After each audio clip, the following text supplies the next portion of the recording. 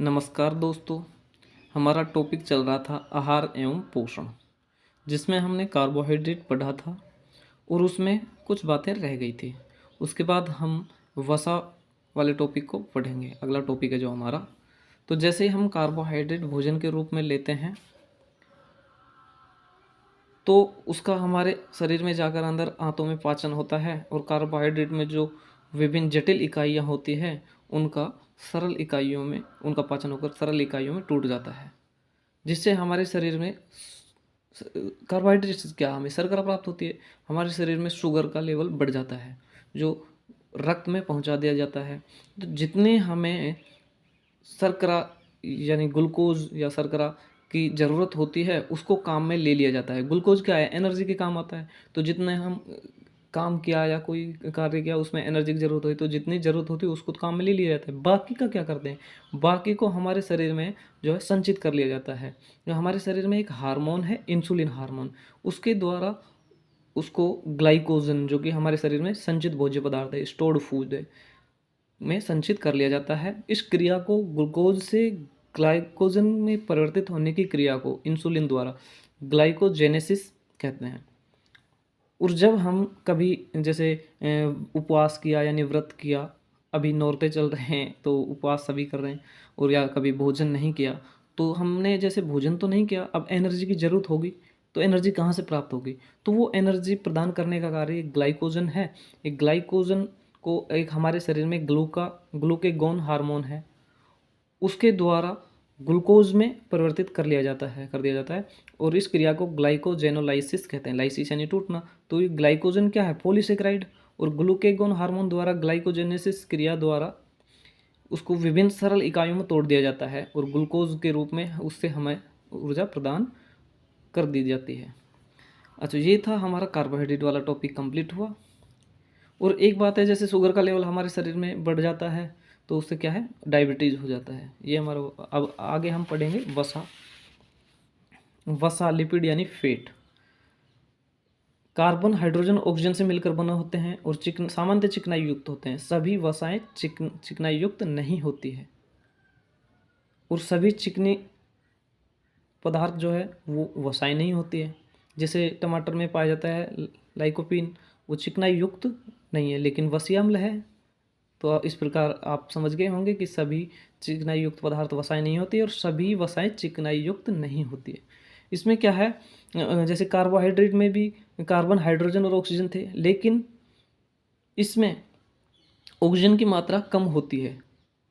यही कारण है कि इनका पाचन शीघ्रता से नहीं होता है। जैसे हम शीघ्रता से हमें एनर्जी की ज़रूरत होती है हमारे शरीर में, हम थके हुए हैं तो हम क्या घी थोड़ी लेंगे? घी में तो बहुत काफ़ी ज़्यादा, जैसे घी में ऊर्जा 9.1 किलो कैलोरी प्रति ग्राम है और कार्बोहाइड्रेट में 4 किलो कैलोरी प्रति ग्राम है। तो हम क्या लेंगे? कार्बोहाइड्रेट। क्यों? क्योंकि उसकी शीघ्रता से पाचन होता है और उस शीघ्रता से हमें ऊर्जा प्रदान करता है। इसका कारण क्या है कि ऑक्सीजन वसा में क्या है, ऑक्सीजन की मात्रा कम होती है। तो जैसे हम भोजन करते हैं तो उसका क्या है, ऑक्सीकरण होता है, पाचन होता है, तो उसके लिए ऑक्सीजन की आवश्यकता होती है। तो इसमें ऑक्सीजन की कमी होती है, इसलिए इसका शीघ्रता से पाचन नहीं होता है और काफ़ी धीरे धीरे पाचन होता है, इसलिए एनर्जी भी तुरंत प्रदान नहीं करता है। इसी कारण कार्बोहाइड्रेट के रूप में ग्लूकोज दिया जाता है जिससे कि तुरंत एनर्जी प्राप्त हो जाती है। अब वसा में एनर्जी की मात्रा होती है, ऊर्जा की मात्रा 9.1 किलो कैलोरी प्रति ग्राम। ये हमारे शरीर में फिजियोलॉजिकल वैल्यू है, जबकि बॉम्ब कैलोरीमीटर में 9.3, 4 और 5 तक भी मिल जाती है, वो प्रयोगशाला में प्राप्त होती है। वसा या लिपिड जल में घुलनशील होती है। वसा प्लस जल मिलकर इमल्सन का निर्माण करते हैं। जैसे हम वसा को जल में या तेल की बूंदों को जल में डालते हैं तो जल की सतह पर फैलने लग जाता है, तैरने लग जाता है, और जब हम उसको हिलाते हैं तो उसमें वह छोटी छोटी बूंदों में टूट जाता है। इसी को क्या कहते हैं? इमल्सन कहते हैं। अब जैसे वसा है वो कार्बनिक पदार्थों में विलय होती है। कार्बनिक पदार्थ जैसे ईथर, बेंजीन आदि में वसा घुलनशील है। जैसे घी, तेल, चर्बी, कैरोटीन, गाजर, ये क्या है? कार्बनिक पदार्थ में विलय हैं। और इसी प्रकार जैसे लाइकोपीन टमाटर में पाया जाता है, प्राकृतिक रबर, नेचुरल रबर, ये भी कार्बनिक पदार्थ में विलय हैं। टमाटर जैसे चिकनाई युक्त नहीं है लेकिन वसा है टमाटर में, जो लाइकोपीन है, ये चिकनाई युक्त नहीं है, लेकिन वसा है। अब हम पढ़ते हैं वसाओं के प्रकार, जैसे टाइप्स ऑफ लिपिड। वसाओं के प्रकार कितने प्रकार की होती हैं? सरल वसाएं, संयुग्मित वसाएं और व्युत्पन्न वसाएं। अब इसमें हम पहले पढ़ते हैं सरल वसाएं। जैसे सरल वसाएं, वसा, और इसमें भी पहले पढ़ेंगे हम वसा का निर्माण, कि वसा का निर्माण किस प्रकार होता है। एक हम लेते हैं glycerol, glycerol CH2OH CHOH CH2OH, और लेंगे हम वसीय अम्ल। ये क्या है? जैसे CH3 COOH, ये क्या है? Acetic acid. अब जब हम इसको CH3 को हटा देंगे तो ये बचेगा COOH। ये क्या है? अम्ल की अम्ल क्रिया समूह है, अम्ल समूह, अम्ल समूह। अब इसमें हमने क्या जोड़ दिया? R1, यानी कार्बनिक यौगिक जोड़ दिया है, कार्बन। तो ये क्या है? वसीय अम्ल है, वसीय अम्ल। जब हम इसको क्रिया कराते हैं ग्लिसरॉल और वसीय अम्ल की, तो इससे जल का अणु बाहर निकलता है। जैसे कार्बोहाइड्रेट में भी हमने पढ़ा था, तो उसमें भी जल के अणु बाहर निकल रहे थे।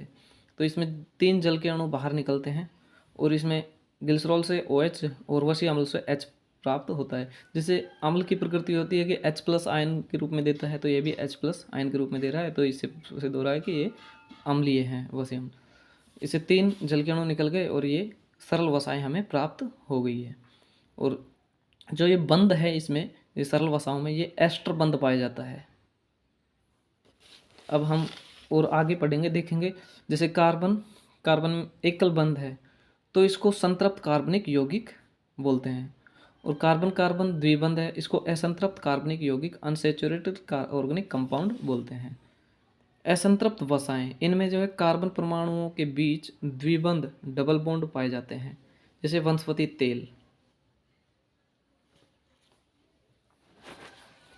और अब पढ़ते हैं हम संतृप्त वसाएं। संतृप्त वसाएं, इनमें कार्बन कार्बन परमाणुओं के बीच एकल बंध सिंगल बॉन्ड पाए जाते हैं, जैसे घी, बटर, चर्बी। जो है असंतृप्त वसाएं में सिंगल बॉन्ड पाया जाता है, और संतृप्त वसाओं में द्विबंध पाया जाता है। जब हम द्विबंध युक्त वसा में या कार्बनिक यौगिक में उसका हाइड्रोजनीकरण करते हैं, हाइड्रोजन से क्रिया कराते हैं, हाइड्रोजनीकरण करते हैं, तो जैसे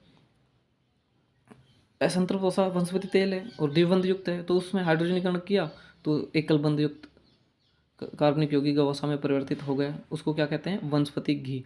तो वनस्पति तेल से वनस्पति घी प्राप्त करने के लिए उसका हाइड्रोजनीकरण करते हैं।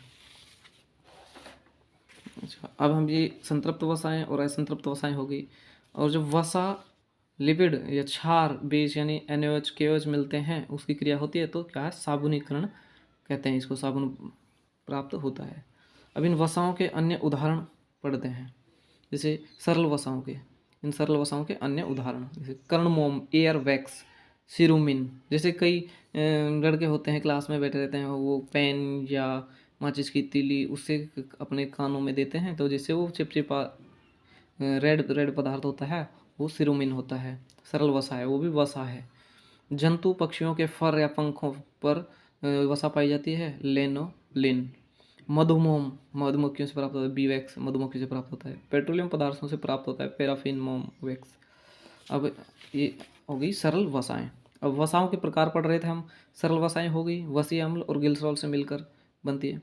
संयुग्मित वसाएं जो है सरल वसाएं प्लस क्रियात्मक समूह से मिलकर बनी होती है। और व्युत्पन्न वसाएं सरल वसाएं व संयुग्मित वसाओं के अपघटन से प्राप्त होती है। ये ध्यान देने योग्य है कि व्युत्पन्न वसाएं सरल वसाएं व संयुग्मित वसाओं के अपघटन से प्राप्त होती हैं। आगे देखते हैं हम संयुग्मित वसाएं। फास्फोलिपिड, ये कोशिका झिल्ली का निर्माण करता है, संयुग्मित वसा है फास्फोलिपिड। ग्लाइकोलिपिड, ये भी संयुग्मित वसा है। लिपोप्रोटीन, रक्त में वसा इसी रूप में पाई जाती है, लिपोप्रोटीन के रूप में। तो ये तो आज था हमारा कार्बोहाइड्रेट में वसा वाला टॉपिक। बचा हुआ टॉपिक आगे करेंगे।